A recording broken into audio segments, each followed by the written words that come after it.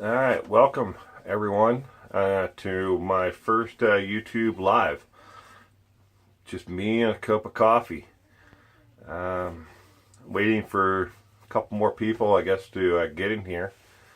Not too many. Not sure how many people actually saw the posts on Twitter that went out on Monday and Tuesday.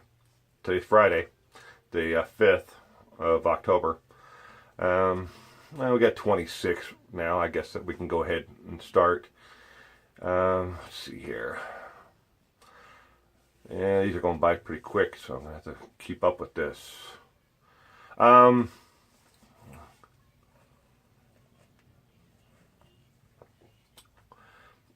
okay, Ella.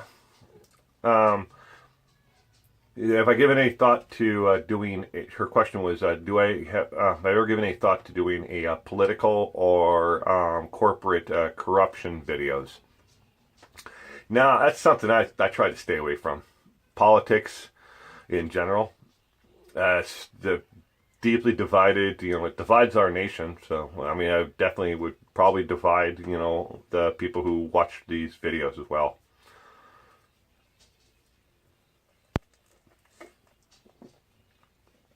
Jenny P wants to know, what kind of equipment do I use for making these videos?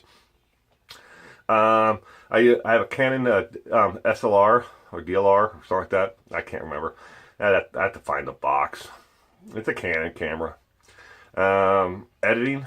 I use two different programs for editing. So OpenShot, and the other one is DaVinci. So lighting is they're just regular lights that I made, and saw a YouTube video on how to light up part of the screen and give a little bit of a darker tone to this side. I know it looks like it's only coming from above here, but it's actually, there's three lights right here and then one over here on this side. So it illuminates the back of it more. I like the way it looks. Hopefully you do too. Thanks for the question.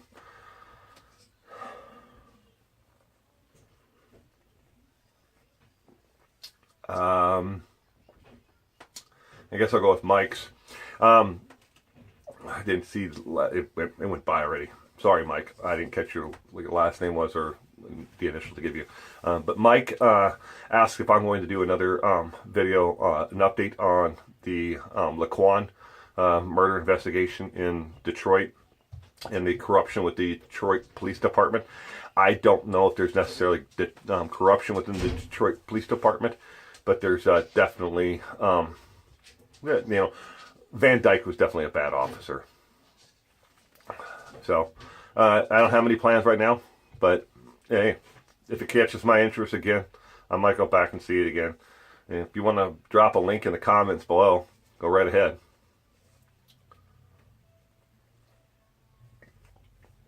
Okay, I got to answer that one. I've had several people actually comment here on the video, and along with sending me, tweets, and got a couple of emails actually. People asking, what is my actual connection to the Christopher Watts DA? That would be 0.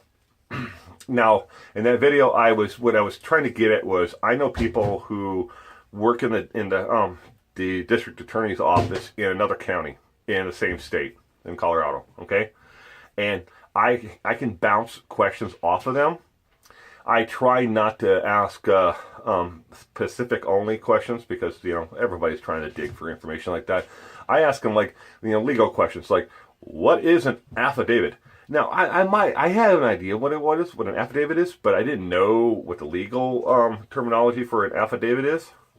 So I asked them, and I have other connections with people that I've grown up with who are in law enforcement, and one was used to be a sitting judge. But yeah, I have friends in low places too, and I've got some friends in medium places, and I got some friends in higher places. Steal another line from Mr. Brooks himself. The whiskey drowns are, and the beer chases are, That's about it. I shouldn't do any more than that. We're not here for karaoke, are we? Let's see.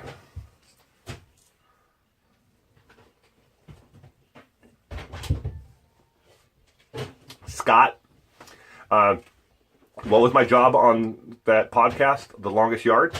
I was just a panelist, I guess you call it. It wasn't my channel.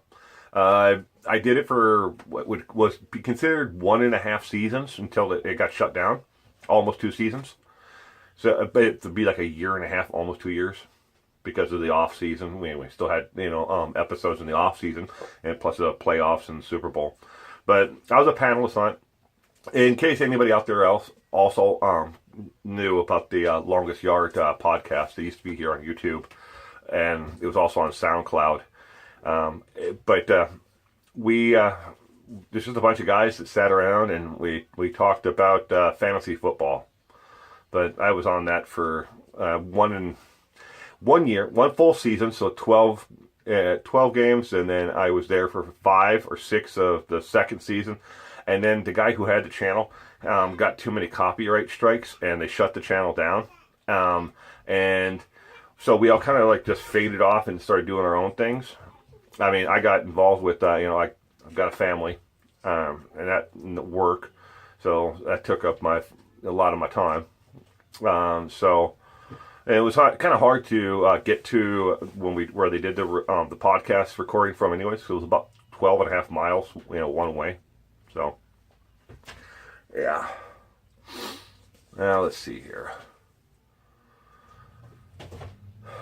Okay. Marcia L wants to know, where do I see my channel within the next year?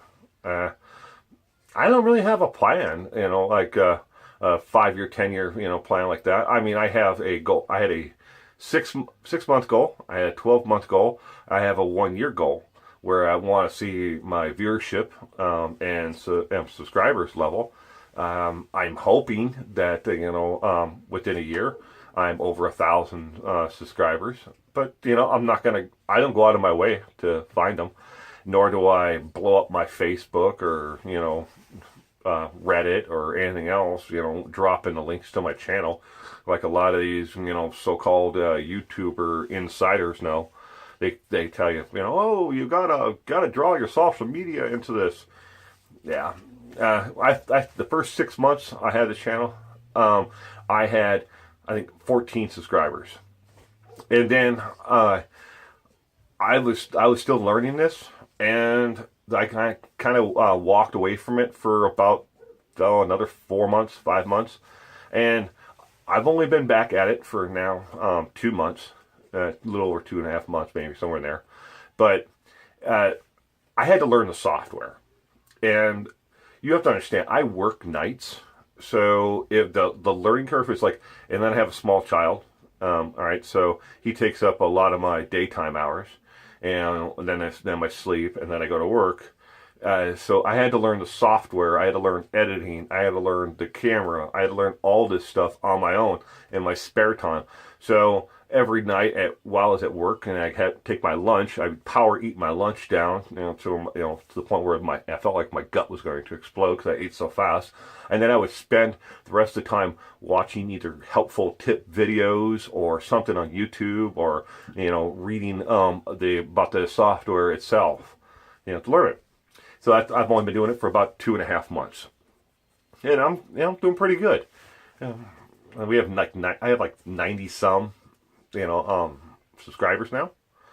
I mean, those 14 that I had for the first 6 months, they all left because I took off all that time, no content. They're gone. So, let's see. Next one. How do I deal with negative comments and trolls? I don't know. I don't deal with them any differently than people who leave positive comments. I try to comment on every post. If I put up a video and it gets like 30 comments, I try to go down the list. I probably do it wrong because I start at the top and then work my way to the bottom. I should probably start at the bottom and work my way to the top, because oldest is at the bottom, newest is at the top. But if people don't agree with my videos or my take on the what the events or the video that I did, fine. I mean, they're more than happy to make their own video and start their own YouTube channel if they don't already have one and put a counterpoint out there. Hell, tag me in it. I mean, who knows? Maybe we'll collaborate and somehow we'll find a meeting of the minds. When it comes to trolls, I've had to block one person, and that was because every day for 30 days, every video I had, he put 10 comments on, and every single word spelled out the word F, whole thing, U. So the first letter of every word spelled F, capitalized F, and then fun, and then U would be like union, or it didn't make any sense, but you could tell that the capital letters all across those on every single video for a while there, for almost a month. So we had to block him. YouTube's pretty cool about that. They help take care of people like that. I think his account's gone now. Yeah, and it's just like all those people who leave thumbs down on a video.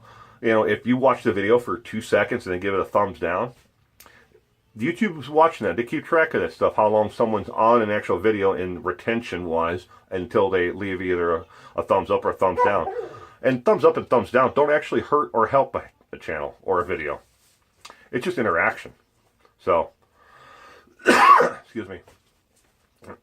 But, how do I deal with them? I just deal with them. I don't let it get to me.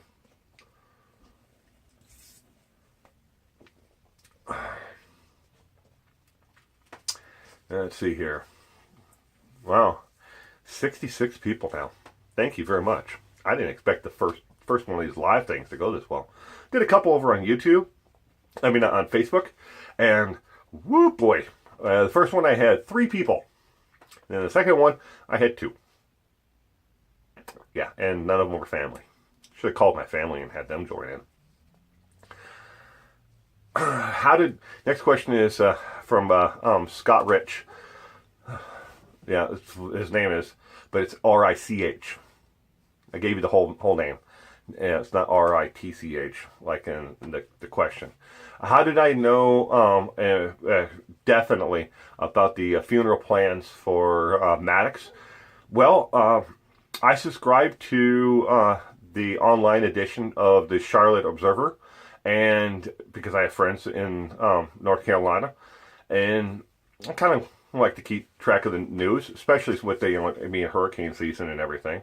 And that's how the story of Maddox actually came across my desk in the first place. So his obituary was posted, and it said when the open services were going to be and when the funeral was. Both of them were private. The funeral was actually today, the 5th.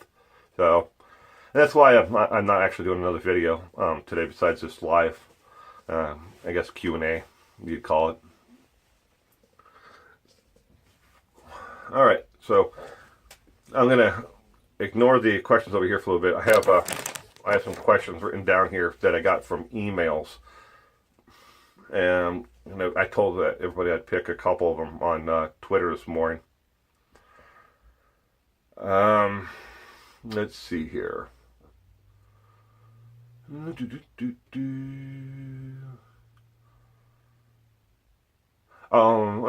I already answered part of the question about the Longest Yard podcast, but I'll answer this one too. Whatever happened to David and Scott from that?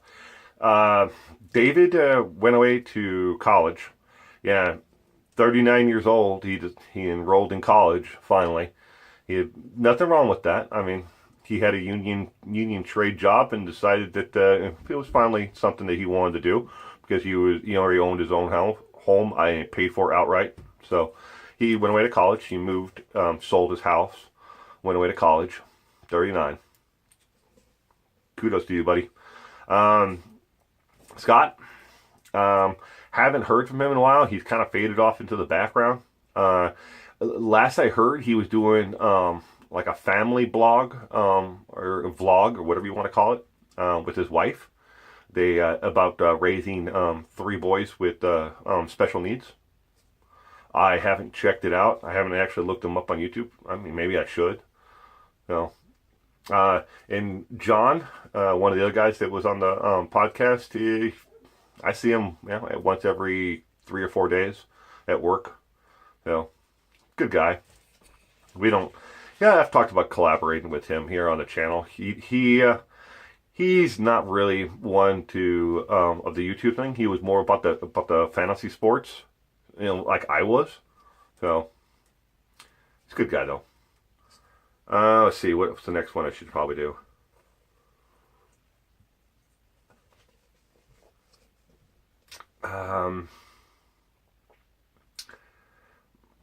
Samantha, this is a question that I get every once in a while about personal information, about talking about my personal life on YouTube. And she's asking for herself, for her channel. Where do I draw the line on release of personal information? I draw the line pretty steadfastly, at I don't like to talk about it. I will share little things here and there, like I'm a family man. I work for a living. That I do this YouTube as a hobby, and that's about it. Hold on, sorry, phone was ringing.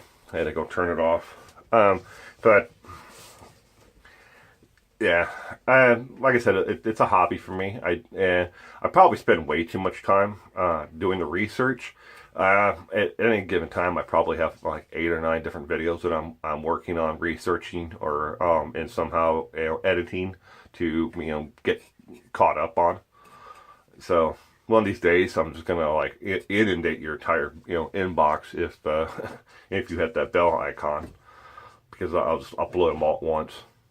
But yeah, I won't talk about my my children, their ages, where they go to school, their names.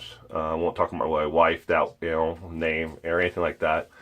That's my life, and it's not that I don't trust the people who are subscribing to my YouTube channel, or watching these. I mean, it's the people out there who I don't want the information to get to, who,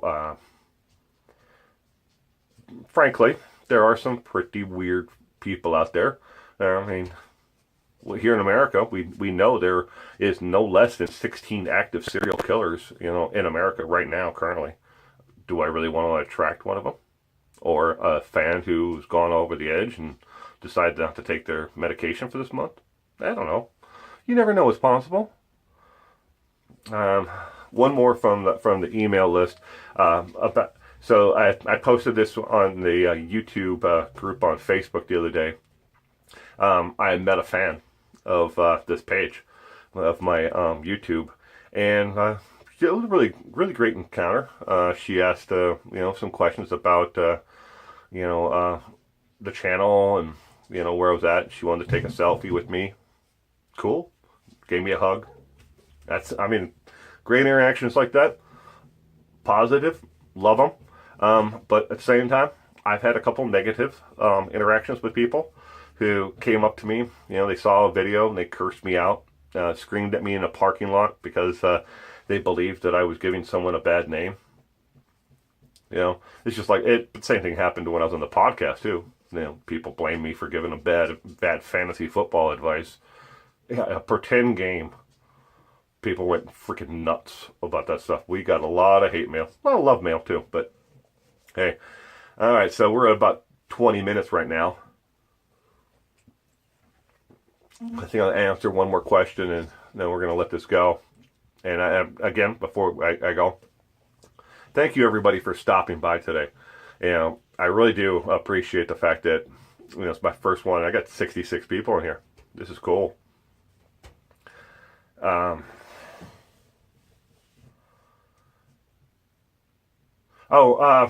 Moderator, I have one of our this is beside the last question. I'll answer the next one.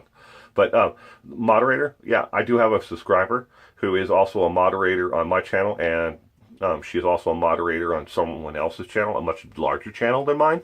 I think that that YouTuber has like 117,000 subscribers, but she moderates the comments, and she also moderates these live chats. So if you see her name, my name, channel name, all in yellow, that's her. She's a good lady. I've never met her personally, but I've talked to her several times, on the phone. I know there are people who still pick up the phone, ring, ring, ring, and talk. Bizarre, huh? All right, last question here. Let's see. I already answered that one.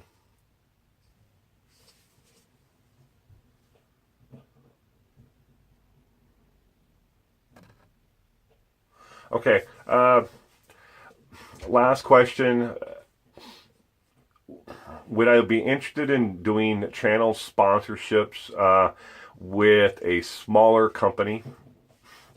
I guess it all depends on what the product was and who the company was. I mean, I'm not going to, do product sponsorship for sex toys, although it would be funny and probably comical gold, and hell, might even make the video go viral. But I mean, if it was a product that I used, I mean, they'd have to understand that I'm going to give my honest opinion of the product, like it or not.